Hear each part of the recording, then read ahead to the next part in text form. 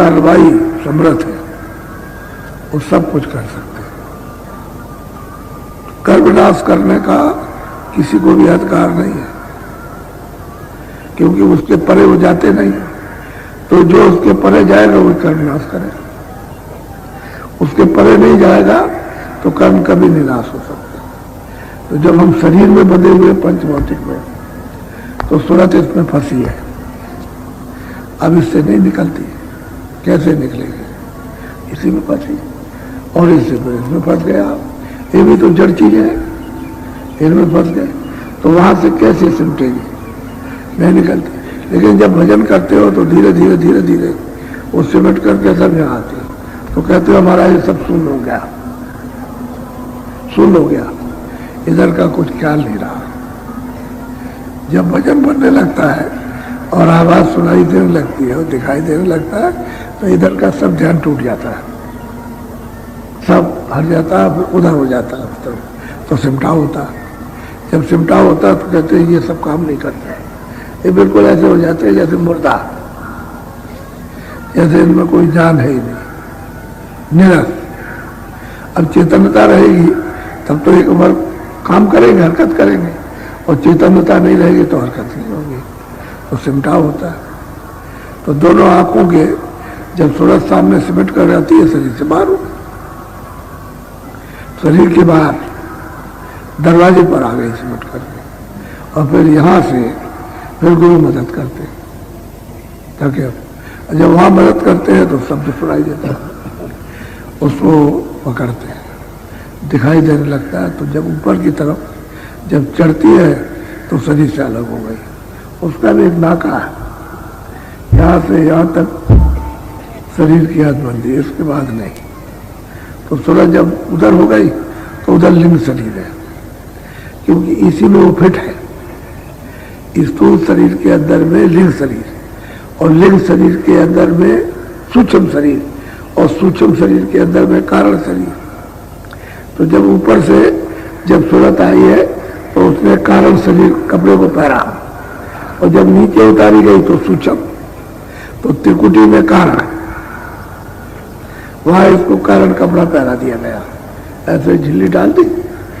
लेकिन कुछ ऐसा नहीं मालूम हुआ कि कोई उसके ऊपर है, पर पर्दा पड़ गया, बहुत बारीक पर्दा है।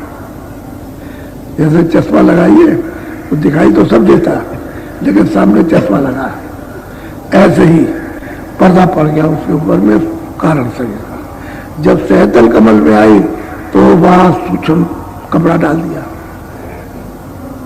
अब उससे थोड़ा सा मोटा, वो बहुत बारीक था, ये उससे थोड़ा सा बारीक तो ये भी है। और जब नीचे उतारी गई सहतल कमल से नीचे, तो स्वर्ग वैकुंठ में इस पर लिंग कपड़ा डाल दिया। अब वो सूर्य ज्यादा मोटा है, और जब यहाँ पिंड में लाई गई तो ये स्थूल है। 4 कपड़ों में बंध रही है, स्थूल है, लिंग है, और सूक्ष्म है, और कारण है। तो अब उसमें अब वही कपड़ा इसमें आ गया, तीनों इस शरीर के जब निकलेंगे तो बस अपना अपना छोड़ेंगे। ये छोड़ देगा, फिर ऊपर में लिंग छोड़ देगा, फिर ऊपर में सूक्ष्म छोड़ेगा, और त्रिकुटी में कारण छोड़ देगा। जब कारण छोड़ देगा तो सूरज आजाद होगा कर्मों से, चाहे पाप हो चाहे पुण्य हो, कुछ भी हो, कोई कर्म सबसे अलग हो जाएगा, तब गुणातीत हो जाएगा, इन सबसे परे हो गए। फिर वो जब परे हो जाएंगे तो शब्द की धार में मिल जाती है। इतने कपड़े कोई पार करने वाला हो तब तो उनके कर्मों को माफ कर सकता, और पार नहीं आता जाता है तो माफ नहीं कर सकता। वो भोगेगा, वो बच नहीं सकता। तो कहते हैं कि ऐसे समृद्ध पुरुष की जरूरत है कि वो मिल जाए सौभाग्य से।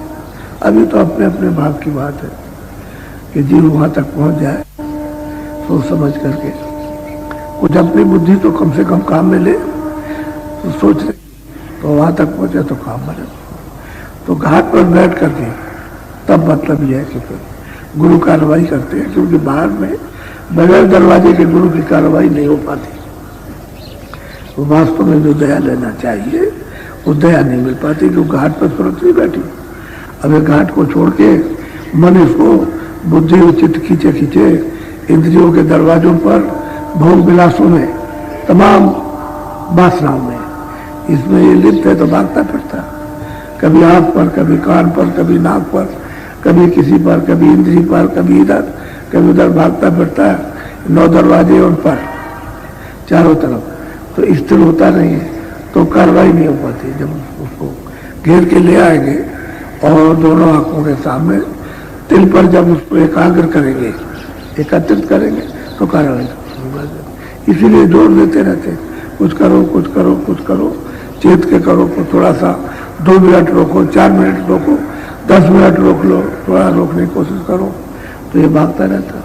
तो असल में बात यह है कि आप में भूख नहीं है, प्यास नहीं है, अभी दर्शन दीदार की, इस जगत से छुटकारा पाने की अभी आपके अंदर तड़प नहीं है, उसको पाने की प्यास नहीं लगी, उसी में देर होती।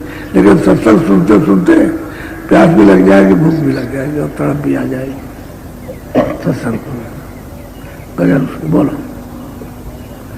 तो ये बात का ये ध्यान रखो कि उनके एक शब्द के कितने माने। एक ही शब्द लीजिए तो उसको कहते नहीं आप, और उसका पूरा नहीं होगा। इसलिए भजन करो, जो गुरु ने नामदान दिया है उसका भजन। घाट पर बैठ करके, और तो मतलब यह है कि जो सो गया है, आप सो गए उसकी तरफ से, तो आप धीरे से लग करके जाग जाओ।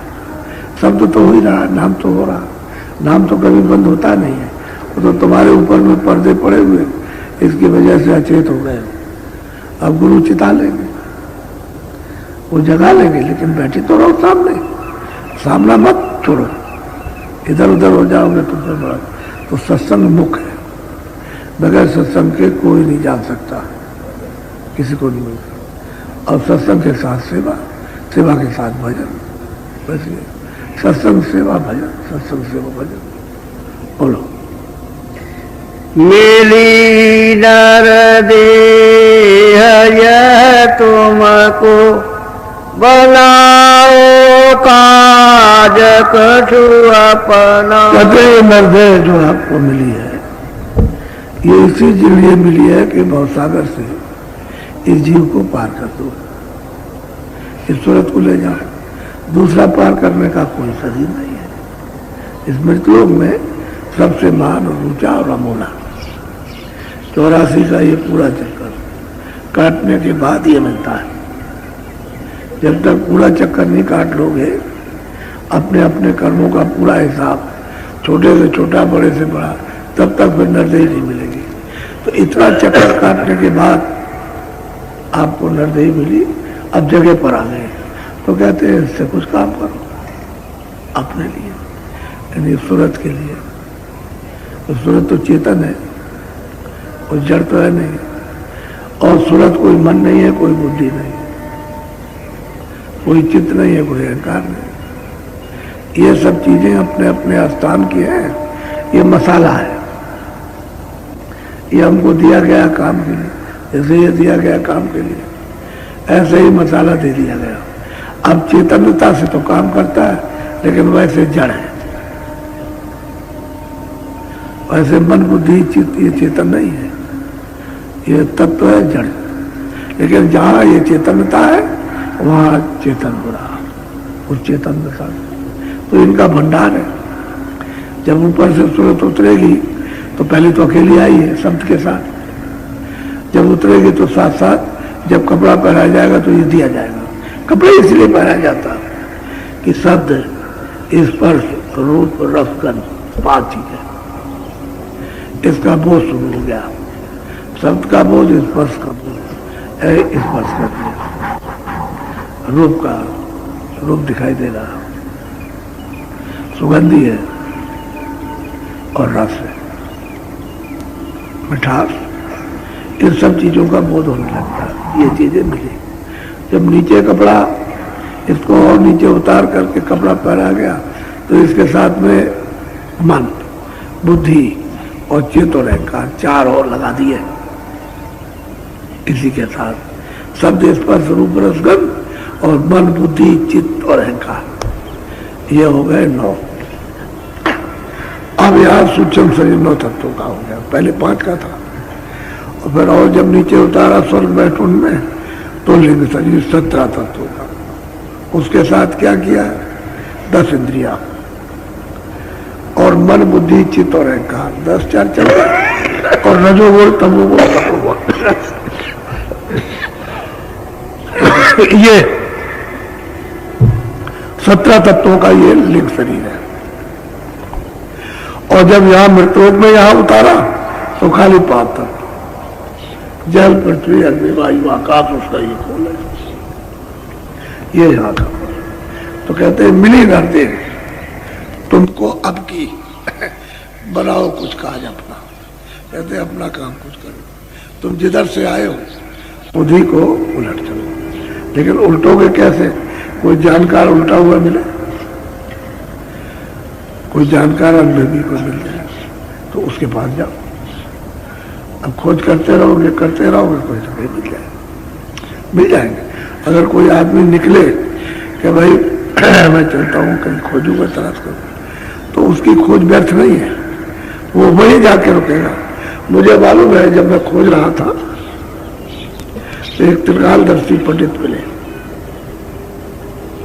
कह लगे देखो मैं त्रिकालदर्शी हूँ, मुझसे जो पूछ रहा हूँ पूछ लो। तो हमने कहा महाराज हम कुछ पूछना तो कुछ नहीं चाहते, आप ईश्वर बताइए। कह देखो असली बात यह है कि तुम ये हो, बता रहा हूं। तो मुझे उनके बताने पर बड़ी श्रद्धा हुई। तो उन्होंने साफ कहा कि देखो ऐसा है कि जिस चीज की तुम तलाश करते हो वो मेरे पास नहीं है। वैसे मैं तुमको त्रिकालदर्शी को बता दूंगा, लेकिन वो चीज मेरे पास नहीं, क्यों? मेरे पास तुम रोक नहीं सकते हो, तुमको दूसरी चीज की तलाश है। और ये बता सकता हूं कि कितने दिन में मिल जाएगी, 6 महीने के अंदर में आपको मिल जाएगा, ये उन्होंने बताया। तो बस कह लगे आप ऐसे ही, आप सब जगह ऐसे ही तलाश करते रहो, खोजते रहो, और वो 6 महीने के अंदर आपको मिल जाएगी, ये हम बता देते आपको। लेकिन मेरे पास नहीं है, और तुम मेरे पास रुक भी नहीं सकते हो। मैं अगर रोक लूँ तो नहीं रुकोगे, क्योंकि वो चीज है नहीं हमारे पास। और 6 महीने मिलेंगे। तो तलाश करते करते करते 6 महीने पूरे नहीं हुए और स्वामी जी महाराज मिल गए। सही बताया था। कहने का मतलब ये है कि खोज करते रहो, और जो चीज की खोज है